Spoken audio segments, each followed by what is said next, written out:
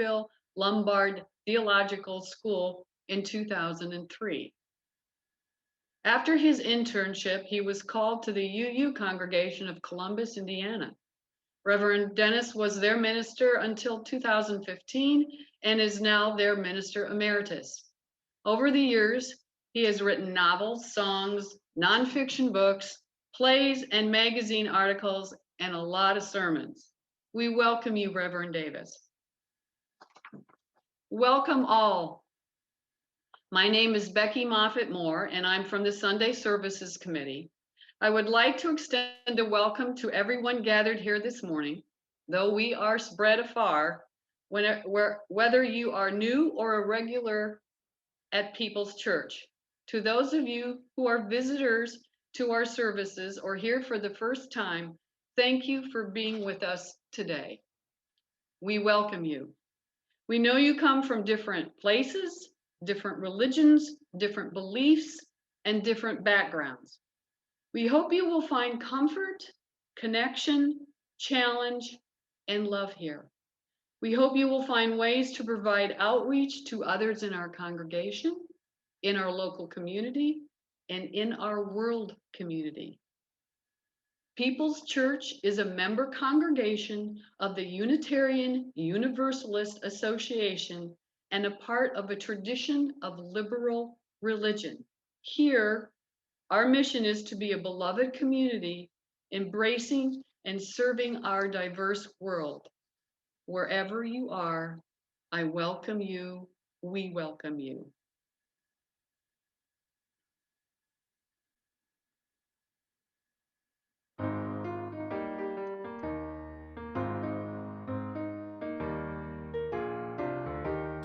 There's a river flowing in my soul. There's a river flowing in my soul, and it's telling me that I'm somebody. There's a river flowing in my soul. There's a river flowing in my heart. There's a river flowing in my heart, and it's telling me that I'm somebody. There's a river flowing in my heart. There's a river flowing in my mind. There's a river flowing in my mind, and it's telling me that I'm somebody. There's a river flowing in my mind. There's a river flowing, there's a river flowing, there's a river flowing in my soul.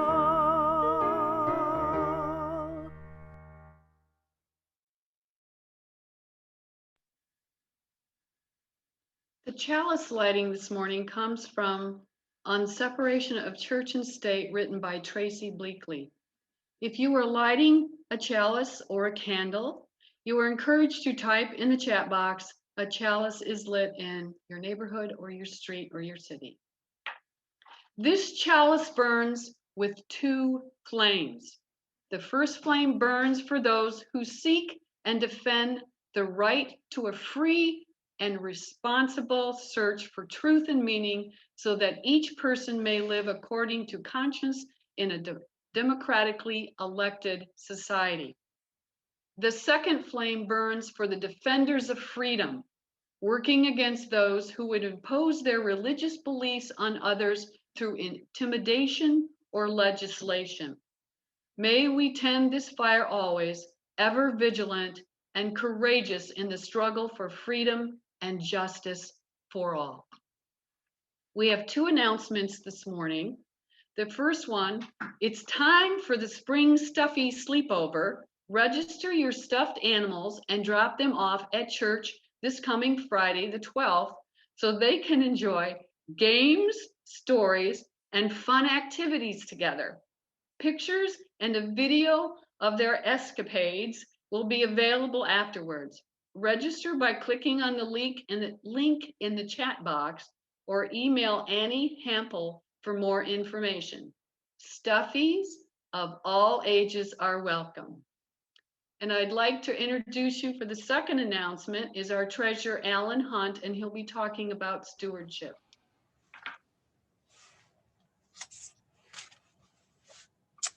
Good morning and welcome to Stewardship Sunday. As usual, when we have Stewardship Sunday, we have a reduced crowd, but that's probably due to the speaker, not to the asking for money, right? It is the kickoff for our pledge campaign to support People's Church budget through the 21-22 fiscal year, which starts next July. First item of business is, where do we stand now? How are we doing in these troubled times? And I'm pleased to say that we're doing very well. Our pledge income has held up. We're about 10% down overall on our income. Pledge income has held up better than that, partly because some special people have made some special contributions to try and offset the problems that other people are having. So our income is good, overall down about 10% because our fundraising and our rentals are zilch this year. Our costs are very parallel. We're also about 10% down over what we had budgeted. And you may remember that we carried over the old budget. We did not offer a new one because of the uncertainties. So we are working on a budget where we expected a normal circumstance, both on the costs and the benefit side. So it's a minor miracle, I think, that we end up balanced at this point in this very strange year indeed. Next, our problem is forming a new budget for next year. Usually we have at least a draft budget in mind when we come to you and ask for your pledges. This year, we can't do that yet. We are struggling with the fact that we don't know when we're going to reopen and therefore start having essentially fundraisers again. We don't know how a planned staff reorganization might work. After Reverend Rachel returns from her sabbatical, we still have that on our back burner to essentially add a nearly or completely full-time person that would replace myself and Barb Davis and Mary Carroll in some sense of 3 volunteers who have served many years. And the decision is that we have to start paying for those services. So the third thing is the staff cost of living. Because of the temporary nature of last year's budget, we just waved our hands and said we're going to just carry it over. But that means for next year, we're going to have 2 years of cost of living to make up for. So that amounts to about a 3% increase in our wage and salary bill. So what do? Well, our strategy is to throw ourselves on the generosity of people's people once again. We've counted on your pledges. We know what you can do. You've done it repeatedly in the past as we've celebrated quietly these last few weeks, talking about the capital campaign and how we're maintaining our program and even expanding it a little bit this year under these circumstances. So we know that we can count on your pledges, and we do have our investment portfolio as a backup. The real announcement is that the campaign begins today. We will have this year 2 tracks, one which is almost identical to last year, which will be electronic or internet-based. And if you're one who made that kind of pledge last year, it will feel very familiar because it's essentially the same process, except with a couple little wrinkles to improve things, we hope. You will make your new pledge at peopleschurch.net as you did last time, and you should get the invitation to start that process early next week. For others who don't participate in the new modern electronic internet economy, we will also have a mail or paper track. And there are about 50 of you who have expressed a preference for paper in the past or have mailed your pledge packets in rather than respond online. We actually mailed your pledge packets on Friday, so you should have them early next week. It will look somewhat familiar to what you've seen in the past, a little bit abridged, but basically the same information. In addition, we will have weekly messages and updates through March 28th. We hope to end this campaign by then, and I hope to be able to bring you an accurate statement of where we are in terms of pledges for next year. So please don't delay when you get your invitation, whether by mail or by internet. Please process it promptly. Don't just put it aside and wait for the deadline, but go ahead and fill it out and get it over with. And I just want to close by saying I'm sorry that with this mode of communication, I cannot take your questions, but feel free to email, message, or call me if you have a question. We want everyone to know what they're doing and to do it on purpose. So please don't hesitate to call. I'm retired. I can handle it. Thank you for your attention.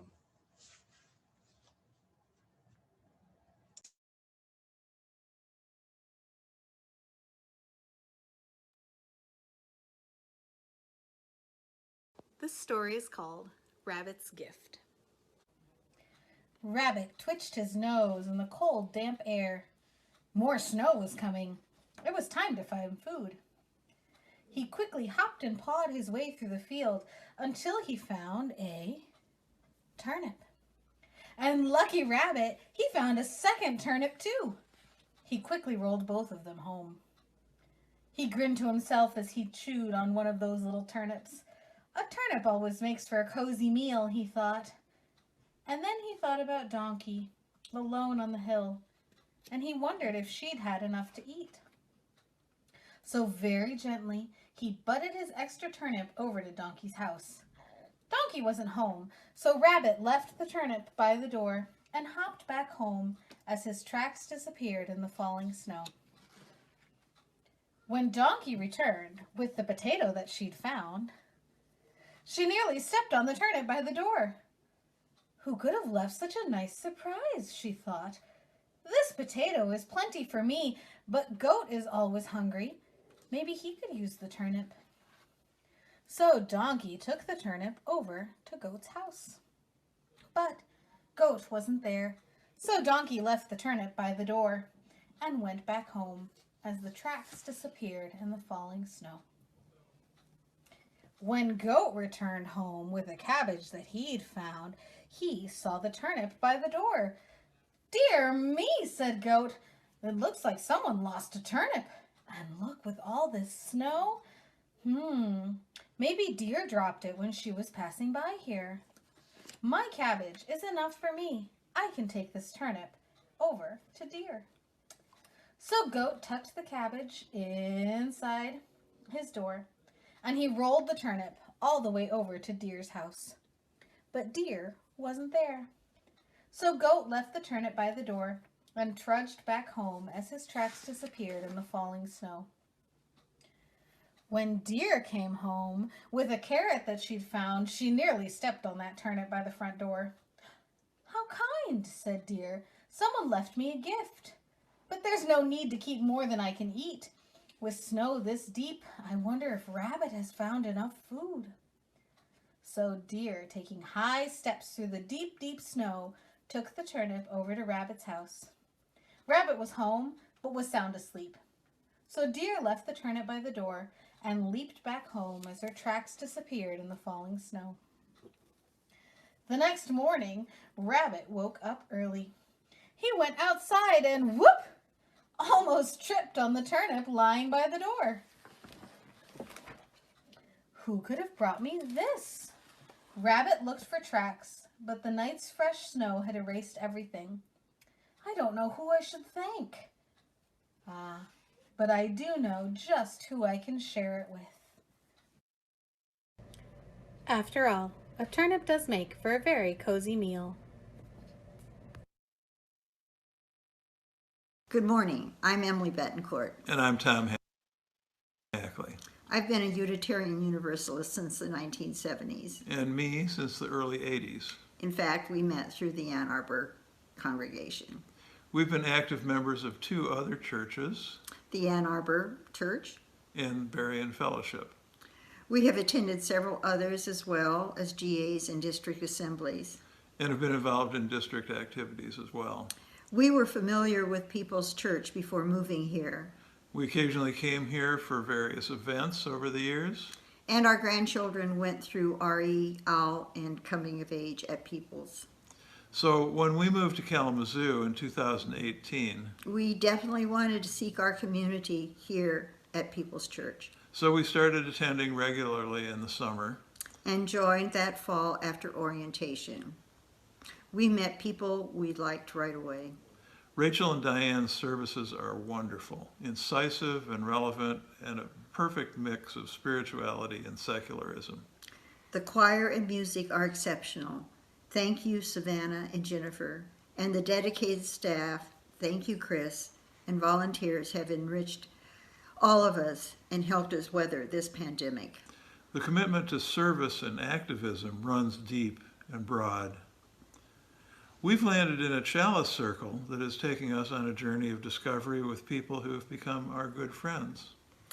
And we have each found groups and committees that nurture our own natures, challenge us, and help us grow. What's not to like? I feel like Goldilocks. This church is just right. And since the pandemic, Tom even looks like Goldilocks. People's Church provides channels and doorways into the larger community by supporting refugees, the Lincoln School, tutoring, anti-racism groups, Isaac, Housing Matters, and the Kalamazoo Climate Crisis Coalition. We feel that we've found that home we were seeking less than 3 years ago. We are grateful and hopeful your experience with People's Church is or will be as rewarding as ours. We are all stewards here. What we give of ourselves freely is repaid many times over. But we encourage you to give of your valuable time, your heart, and your wallet to realize the most in return. Pledge what you can today to help sustain this wonderful church and people. Thank you. Thank you, Tom and Emily, for sharing. People's people are a generous people, and now I invite you to continue to be the generous people that you are and support the good and the important work of this church.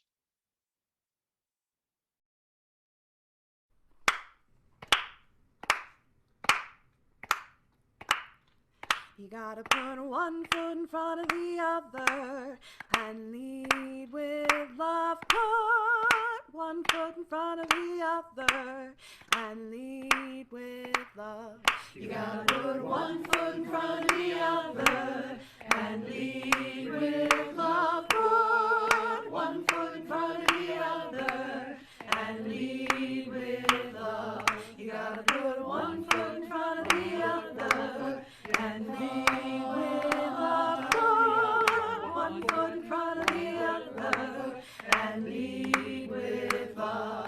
You gotta put one foot in front of the other and lead with love. Put one foot in front of the other and lead with love. Don't give up hope. Don't give up hope. You're not alone. You're not alone. Don't you give up. Don't you give up. Keep moving on. Keep moving on. You gotta put one foot in front of the other and front of one foot in front of the other and lead with love. You gotta put one foot in front of the other and front of one foot in front of the other and lead with love. Lift up your eyes. Lift up your eyes. Don't you despair. Don't you despair.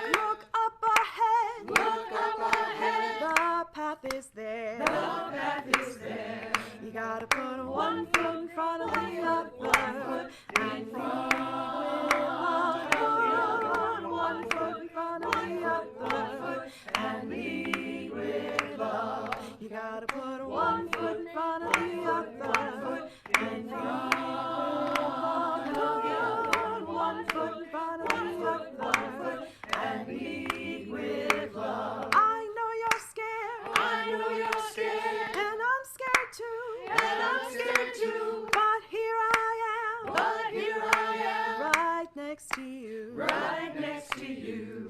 You gotta put one foot in front of the other and lead with love. One foot in front of the other and lead with love. You gotta put one foot in front of the other and lead with love. One foot in front of the other and lead with love. And lead with love. And lead with love. Thank you, choir. That was great. Please join me in giving thanks for all that sustains us. From the countless gifts we each have been given, gifts of life and love and sustenance, we bring these small portions to share in the works of love which none of us can accomplish alone. People's people support one another in life, in good times, and in difficult times. One of the ways we do this is by taking time out in the service to share important personal milestones and changes impacting our lives, whether joyful or sorrowful. If you have a personal issue you wish to share, enter it along with your name in the chat box, and I will read it and place a stone in the bowl. The mixing ripples of water signify how we are all interconnected. You may also ask that a stone be placed in the bowl without making a statement. I will pause the service recording now to maintain privacy.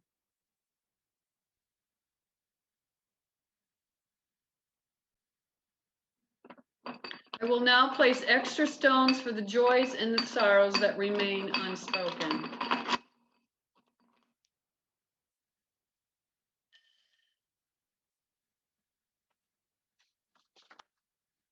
Sources of reason and radiance, sources of courage and compassion, keep watch over those who work or watch or weep this day. May the suffering be soothed, may the weary find rest. May the sick be tended, may the dying and those who love them find peace. May the joyous be shielded, and may all of us know that we are all wrapped in love that surrounds us always, a web that connects us to all that exists.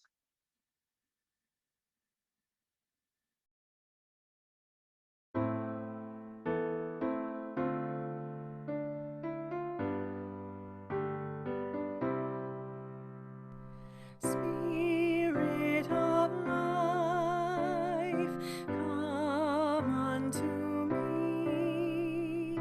Sing in my heart all the stirrings of compassion. Blow in the wind, rise in the sea, move in the hand, giving life the shape of justice. Roots hold me close, wings set me free. Spirit of life, come to me, come to me. Our reading comes from a book titled The Establishment Clause by legal scholar Leonard W. Levy. And he begins by quoting Irish wit Finlay Peter Dunne, presumably in an Irish brogue. Religion is a queer thing. Be itself, it's all right. But sprinkle a little politics into it, and dynamite is naught but bran flour compared with it. Alone, it prepares you for a better life. Combined with politics, it harries you into the next life. Given the extraordinary religious diversity of our nation, the Establishment Clause, where the Constitution's First Amendment says Congress shall make no law respecting the establishment of religion, functions to depoliticize religion, and it thereby helps to defuse a potentially explosive situation. The clause substantially removes religious issues from the ballot box and from politics. And what we're seeing today is partly what happens when we forget that. Notwithstanding the Establishment Clause, he writes, religion saturates American public life. Every president swears the oath of office with one hand on the Bible and often says, "So help me God." The president has annually declared a national day of prayer on the first Thursday in May. The Supreme Court opens its session after the bailiff has asked God to save the court and the United States.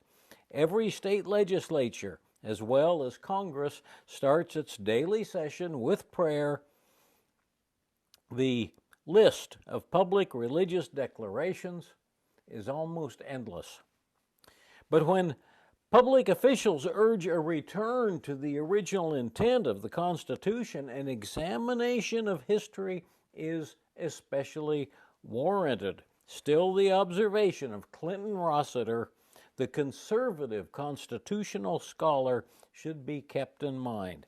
Quote, most talk about the original intent of the framers, he writes, whether in orations of politicians or the opinions of judges or the monographs of professors, is as irrelevant as it is unpersuasive, as stale as it is strained, as rhetorically absurd as it is historically unsound. And Rossiter added that men of power who know the least about the intent of the framers are the ones most likely to appeal to that intent and for the support of their opinions.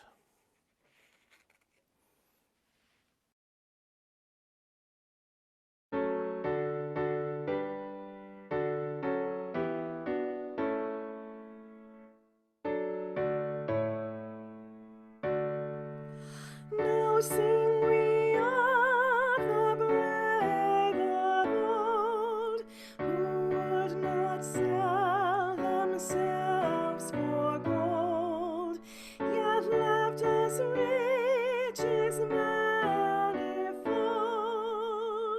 Hallelujah! Of those who fought a goodly fight for liberty, their truth and right, their patient love, their chiefest might. Hallelujah!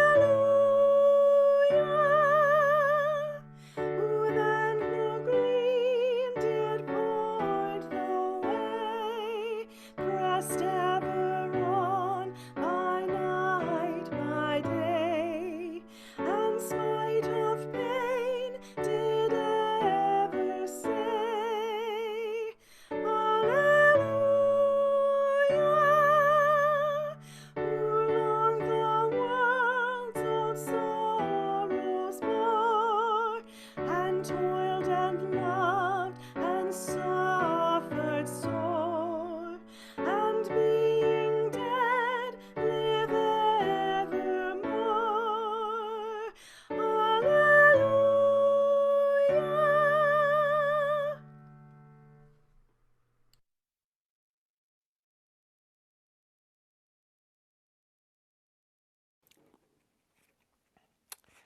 Our message will be a discourse on what's anti-disestablishmentarianism and why should we care.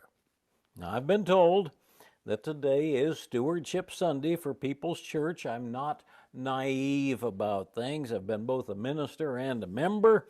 I know that some folks are happy to pledge each year, while some folks get a little bit tired of hearing about it. So let me give you some historical context for Stewardship Sunday and why pledging is actually an honor and a privilege. Back when I was in high school, anti-disestablishmentarianism was considered the longest word in standard English dictionaries. For the record, the longest word now is a medical term for a lung disease you get from inhaling dust from volcanoes. It's amazing what you learn, researching a sermon. Back then, though, if you ask someone what anti-disestablishmentarianism means, the answer was likely to be, well, I'm not sure, but I think it has something to do with the Church of England. So that's where we're going to start, with the Church of England. That is the established church of that nation, still funded partly with government money. Queen Elizabeth is still the nominal head of the Church of England. Now, 400 years ago, when religious freedom was a radical idea, state-supported, state-controlled religion just seemed to be the natural way to do things. Of course, the Puritans settled New England, but the Church of England, Anglican, as it's officially known, soon followed. And of course, for the record, American Anglicans are better known as Episcopalians, but it is a Protestant tradition. Establishment at that time was still taken for granted in the colonies, but it caused trouble practically from the beginning. New England was Puritan, the Mid-Atlantic was mostly Anglican, Pennsylvania was mostly Quaker. 11 of the 13 colonies funded their established churches with taxpayer money. The dispute was over which Christian tradition in a colony would get that money. And then came the American Revolution, of course, which changed that argument even more. Some states dropped establishment right after the Revolution, but in Massachusetts, the Puritans had evolved into what we now call Congregationalists, and they were not about to give up that advantage. Also, by the very early 1800s, the wealthiest, best educated, most liberal members of Congregational churches were becoming known as Unitarians. And with Unitarians in the lead, Congregational churches in New England would hang on to state tax support for another 2 generations after we gained independence. And for the record, the United States Constitution did not change that. To explain, we ratified the Constitution in 1787, followed by the Bill of Rights in 1791. And the First Amendment says, Congress shall make no law respecting the establishment of religion or prohibiting the free exercise thereof. The first half is called the Establishment Clause. The second half is called the Free Exercise Clause. But at that time, it applied only to the federal government. Congress shall make no law. States could do whatever they wanted on religion, and they did. Unitarianism and Universalism had almost the same theology back then, but were very different in other ways, including their attitudes toward establishment. The Universalists were disestablishmentarians, and that meant they wanted to do away with state-supported religion. But the Unitarians were strong anti-disestablishmentarians. And that's where those two words came from, and it was a huge bone of contention. From the Puritans on, New England's Congregational churches had always received taxpayer money. They controlled the state legislatures. They voted to keep right on funding their own churches, even after independence.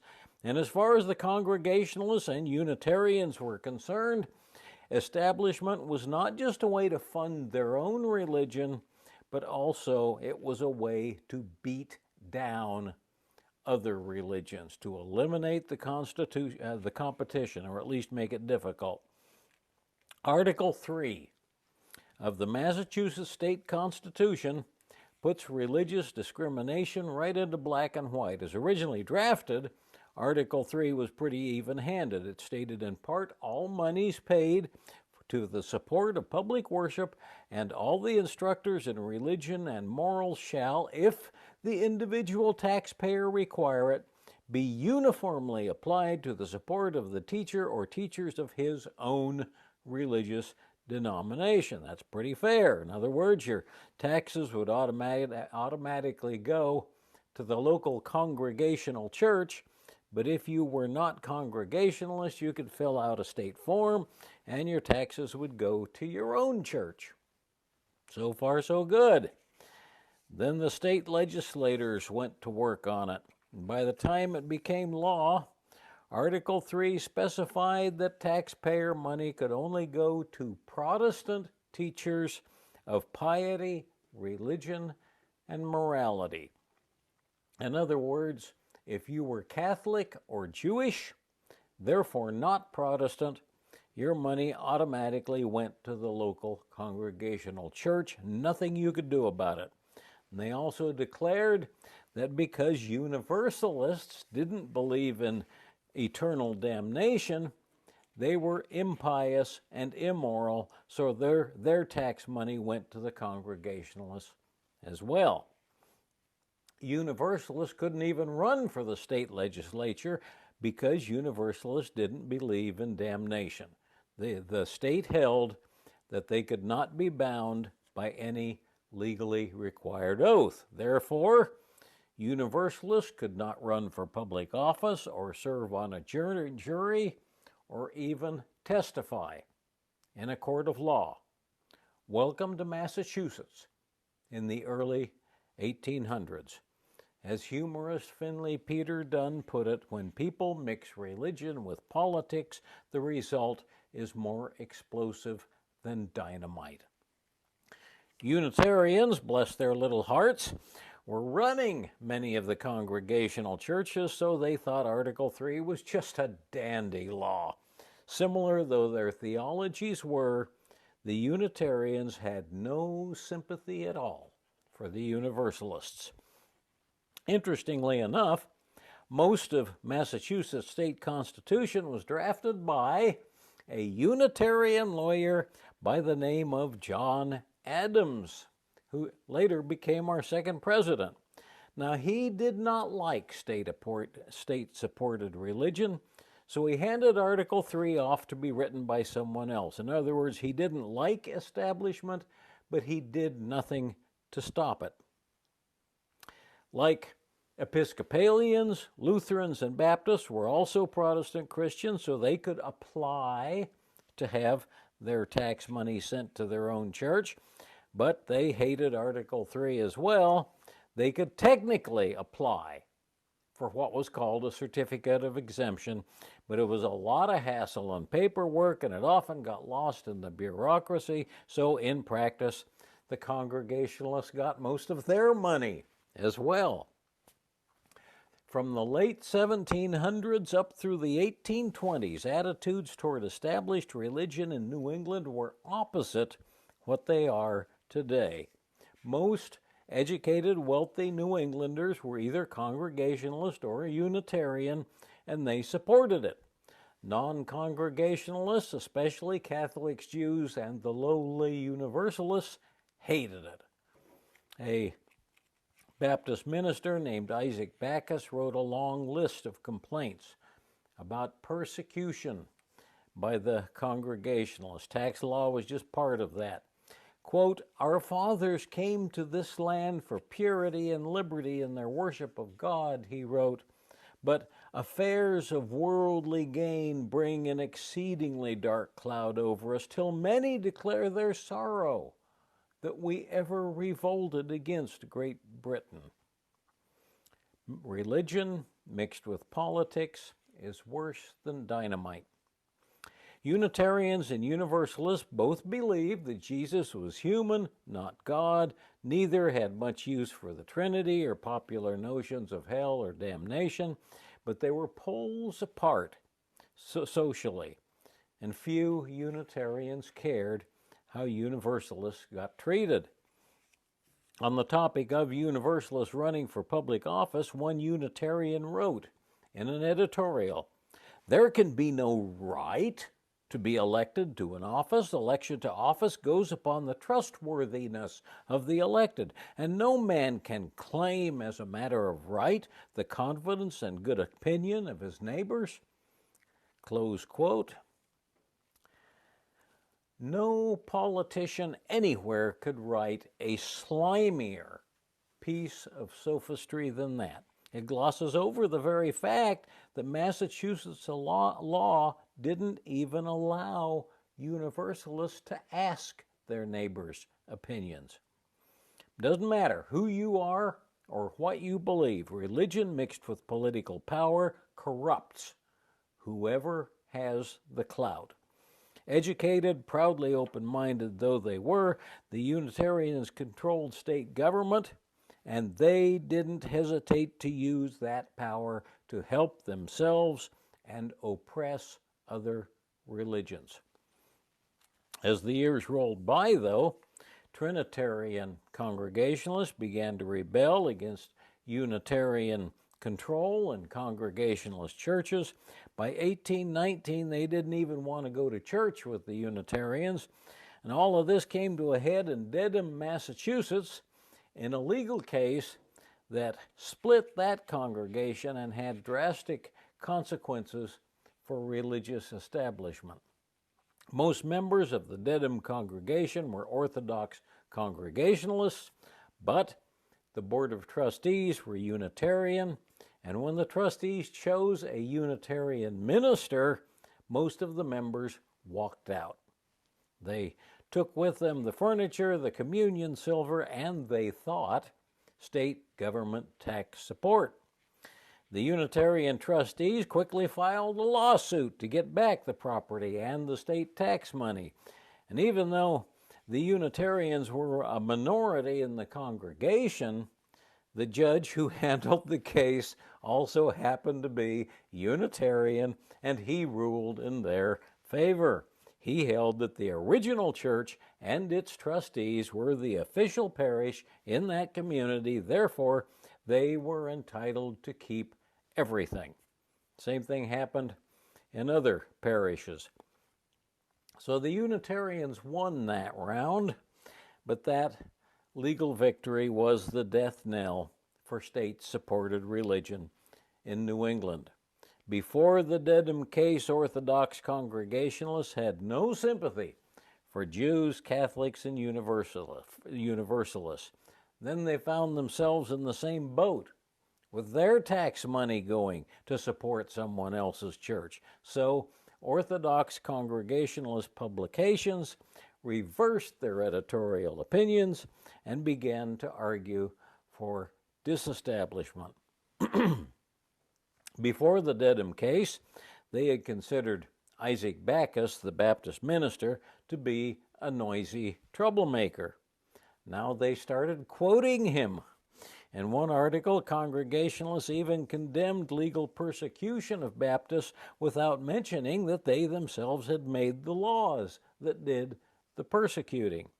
And it took years, but state after state voted establishment out. Massachusetts was the last one. Unitarian political clout held out until 1834. More than 40 years after the First Amendment, Massachusetts finally stopped giving taxpayer money to state-supported churches.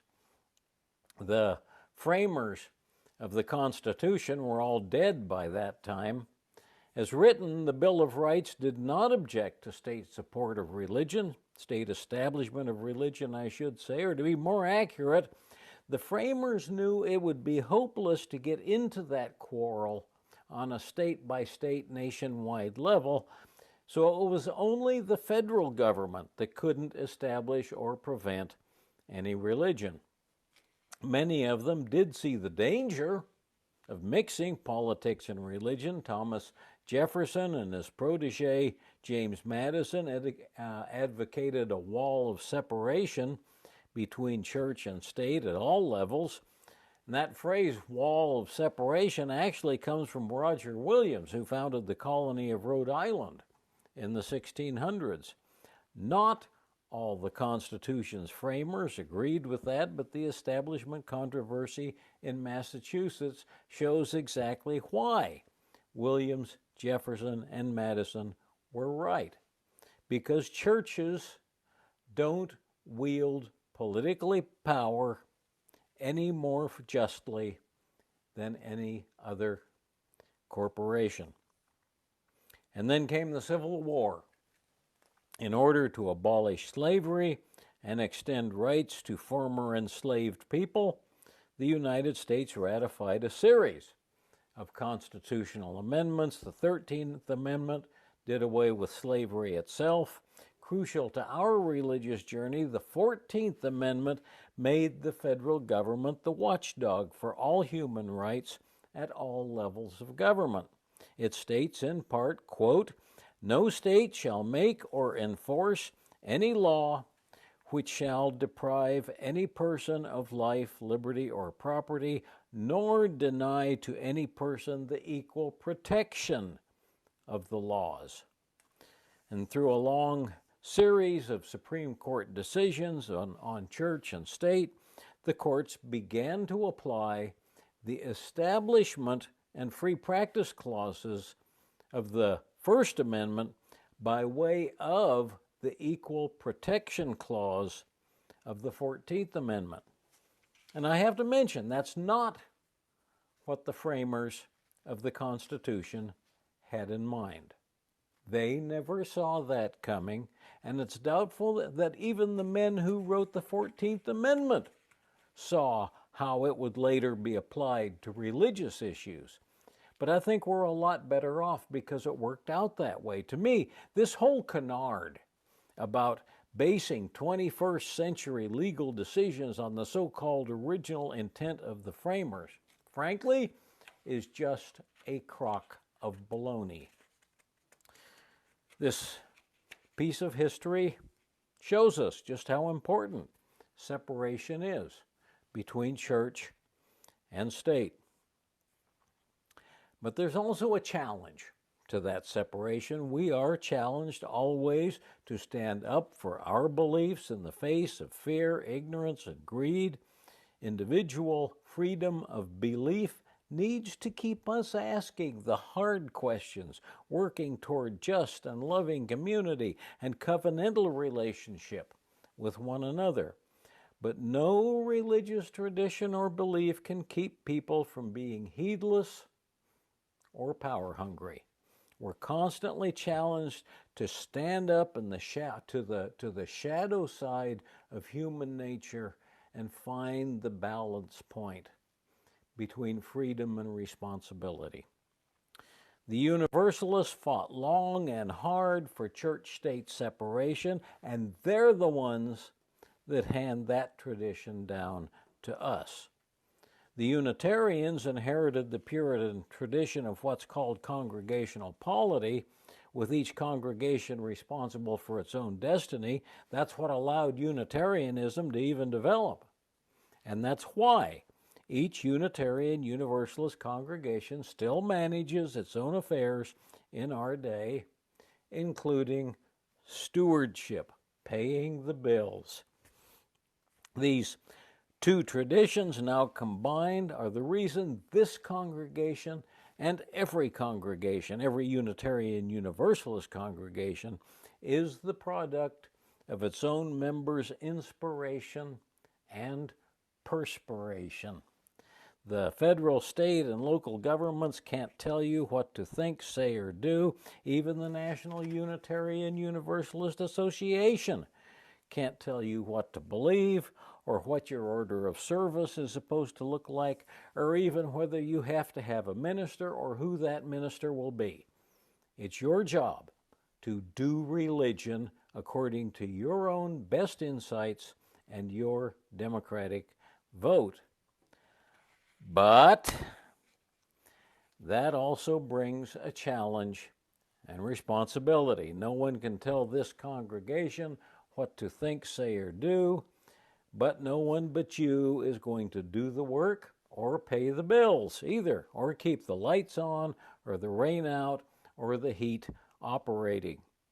Now, back when I studied ministry at Meadville Lombard Theological School, where there was a little kitchen tucked down into the dank corner of the basement of the main building, and over the kitchen sink there was this hand-painted sign that read, quote, "Thou art responsible for thine own theology and thine own dishes." And I think that pretty well sums up Unitarian Universalism. No one can tell us what to believe, but we're also responsible for our own dishes. No one else will wash or stack them for us, or pay the bills, or brew the coffee, or pull the weeds, or paint the walls. And you know what? I actually like it that way. So that's why I'm pleased and honored to support my church on Stewardship Sunday. Stewardship is an essential piece of the religious freedom our forebears fought for. And I hope this helps you be pleased and honored to support your church as well. Amen. May it be so.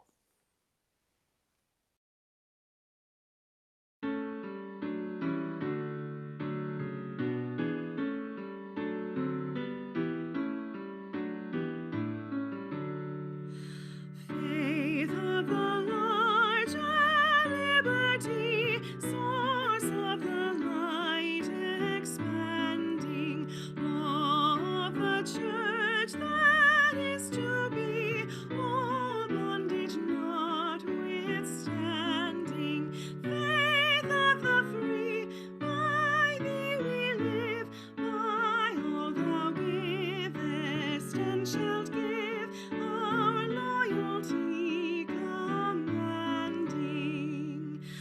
Heroes of faith in every age, foreseeing, self-denying, wrought an increasing heritage, monarch and creed defying. Faith of the free, in thy dear name, the costly heritage we claim, their living and their dying. Faith for the people everywhere, whatever their oppression, of all who make the world more fair, living their faith's confession. Faith of the free, whate'er our plight, thy law, thy liberty, thy light, shall be our blessed possession.